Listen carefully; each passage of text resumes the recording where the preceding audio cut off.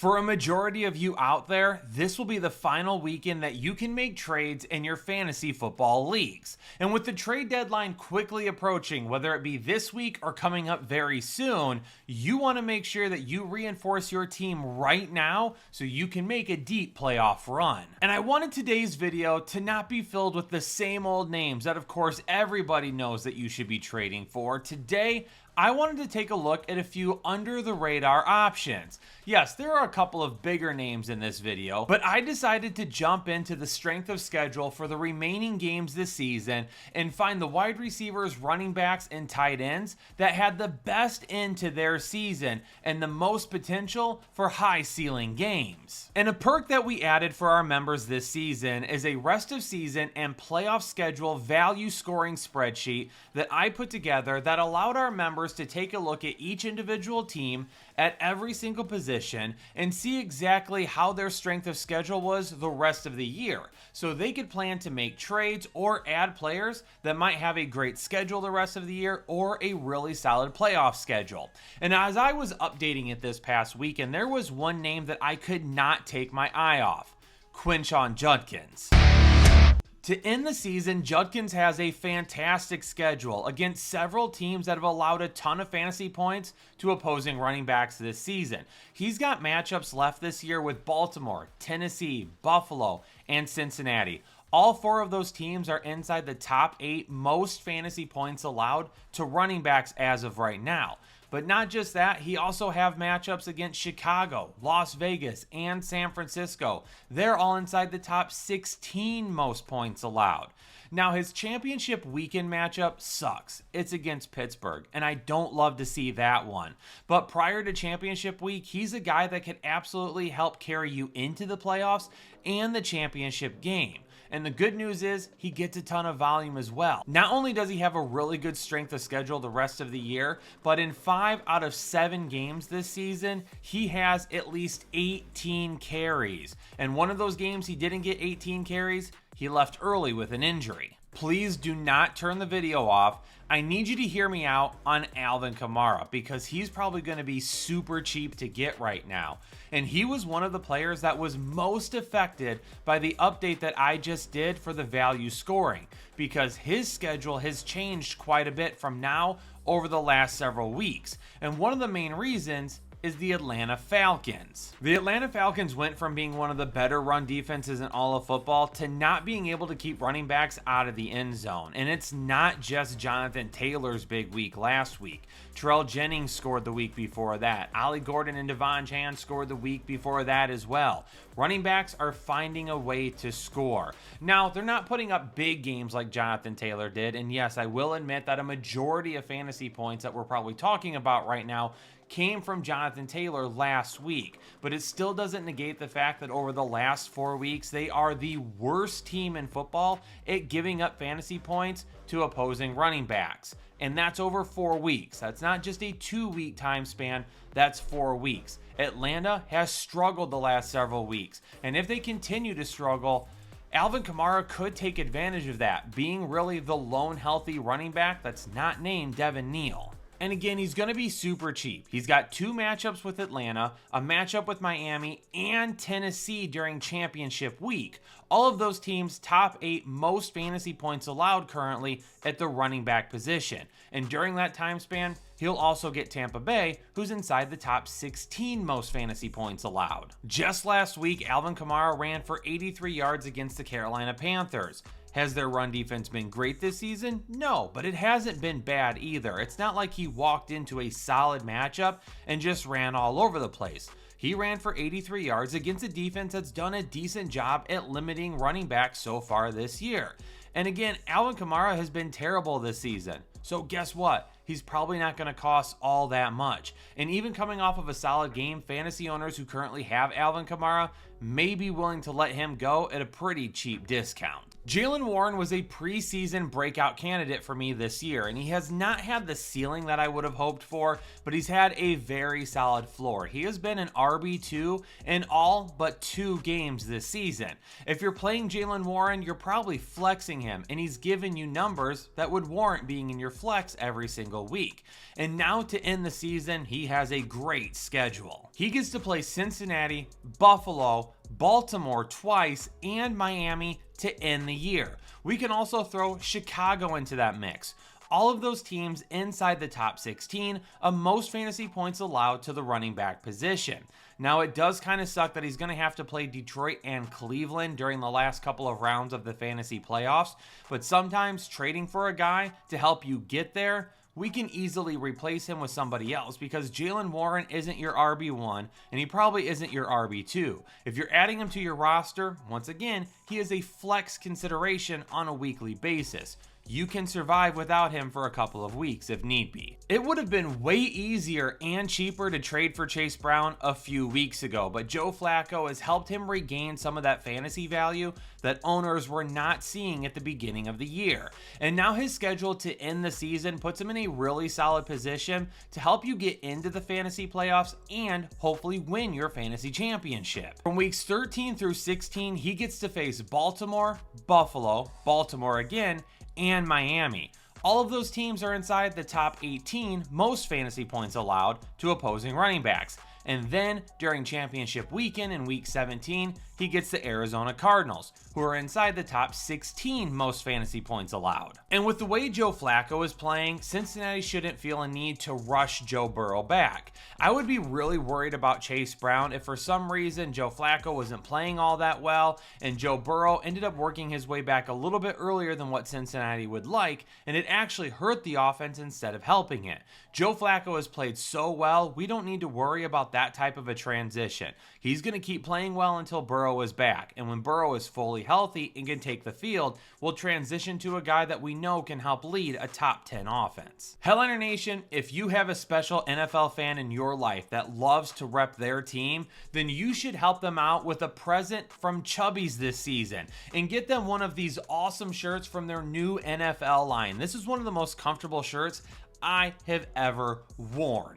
And if you head on over to Chubbies right now and use code Headliners at checkout, you're going to get $10 off of your order. Shirts, shorts, it doesn't matter. Everything they make is awesome and of high quality. And their new NFL line makes a great present for all the NFL fans out there in your life that they can rep their teams and feel great about doing it. So head on over to Chubbies, use code Headliners, get $10 off, and start getting some of your Christmas shopping done early. Let's move on to wide receiver, and Justin Jefferson will be one of the bigger names on this video. I know I mentioned I wanted to talk about a few guys that probably you aren't hearing a whole lot about, but when I took a look at Justin Jefferson's schedule and his current value, I had to put him in the video. His playoff stretch is going to be fantastic. From weeks 14 through 16, he gets Washington, Dallas, and the New York Giants.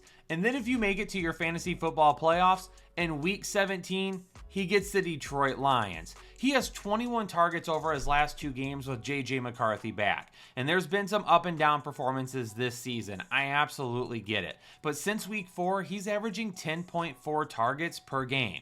So he's getting the looks. They just haven't connected quite yet. And as J.J. McCarthy is healthy and gets more comfortable, with a schedule like that to end the season, Justin Jefferson could end up being one of those league-winning wide receivers that people just didn't really think was going to come through for them. Justin Jefferson could be one of those league-winning wide receivers that fantasy owners are just so frustrated with right now, they would be willing to move on from him. If I were you, I would check in with the Justin Jefferson owner in your fantasy league and see exactly what he would cost. Because if you could make a 2 for 1, 3 for 2, whatever type of deal, where maybe you give up a little bit extra to get Justin Jefferson, he could be the key to your fantasy championship. It's really hard for me to condone trading for A.J. Brown at this point, but his value is absolutely in the ground. So you may be able to get A.J. Brown for next to nothing. It may be smarter to actually trade for Devonta Smith at this point.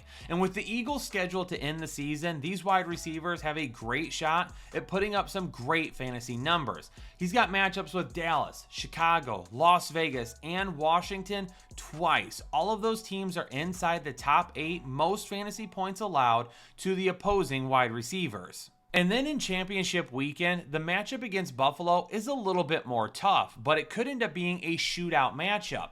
That even with a tougher matchup and a floor that might be a little bit more risky, the upside going up against them will absolutely be there, with Jalen Hurts and Devonta Smith probably needing to connect to keep this game within reach. What about Ricky Pearsall? Number one, he may be on waivers. Somebody probably got so tired with him that they just sent him back to waivers depending on how many teams are in your league. But for those of you that have an owner still holding on to Ricky Pearsall, maybe you should check in with them because they might just be frustrated enough at this point that they would go ahead and give him up at a decent price. And to end the season, weeks 15, 16, and 17, he gets Tennessee, Indianapolis, and Chicago. Now, that Sauce Gardner matchup in Indianapolis is definitely going to make that matchup a little bit more difficult, but I doubt Sauce Gardner will even be on Ricky Pearsall because Ricky Pearsall will likely be in the slot. And if your trade deadline is this weekend, then yeah, you might have to move a little bit early on Ricky Pearsall. You might feel better about seeing him for a couple of games before you trade for him,